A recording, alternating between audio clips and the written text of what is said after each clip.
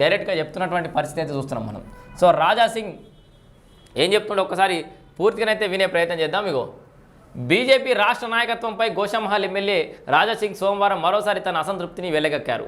2 రోజుల క్రితం రాష్ట్ర కార్యాలయంలో జరిగిన వర్క్షాప్నకు రాజాసింగ్తో పాటు పలువురు నేతలు హాజరు కాలేదు. దీంతో రాజాసింగ్కు పార్టీ అధిష్టానం నోటీసులు ఇవ్వడంతోనే ప్రచారం జరుగుతోంది.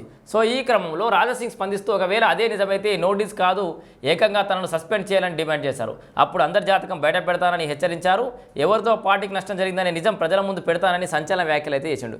సో కరీంనగర్ వేదికగానే ఆయన మీద సోషల్ మీడియా ట్రోలింగ్ అనేది స్టార్ట్ అవుతుందని, దాడి మొదలవుతుందని, సో ఒక రకంగా ఇండైరెక్ట్గా బండి సంజయ్ని ఉద్దేశించి రాజాసింగ్ వ్యాఖ్యలు చేసినట్టుగా అయితే మనకు కనబడుతుంది.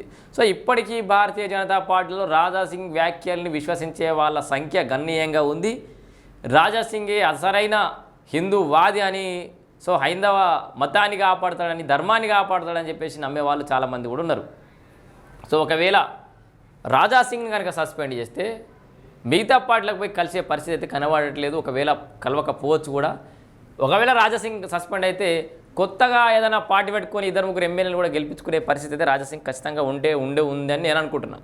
ఎందుకంటే ఏదో ఈ కంప్లీట్ హిందూ భావచాలంతో పార్టీ పెట్టుకున్నా కూడా పెద్ద ఆశ్చర్యం అయితే ఏం లేదు. మొత్తంగా రాజాసింగ్ ఏం చేయబోతుండు, భారతీయ జనతా పార్టీ పరిస్థితి ఏంది, సో రాష్ట్రంలో అధికారంలోకి వస్తా అనుకున్నటువంటి భారతీయ జనతా పార్టీ ఒకప్పటి కాంగ్రెస్ లాగా తయారై వర్గ విభేదాలు, అంతర్గత కుమ్ములాటలు, రాష్ట్ర అధ్యక్షుడు ఎవరో నిర్ణయం చేసుకోలేనటువంటి పరిస్థితి, కాంగ్రెస్ వైఫల్యాన్ని ఎండగట్టడంలో వైఫల్యం చెందడం, ఓవైపు బీఆర్ఎస్ పార్టీ డిస్టర్బ్ అవుతున్నప్పుడు రాష్ట్రంలో స్పేస్ ఉన్నప్పుడు, సెకండ్ ప్లేస్ ఖాళీ ఉన్నప్పుడు ఆ second ప్లేస్ను occupy చేసుకోలేకపోవడం Bharatiya Janata party ఫెయిల్యూర్గా ఖచ్చితంగా చెప్పుకోవాలి.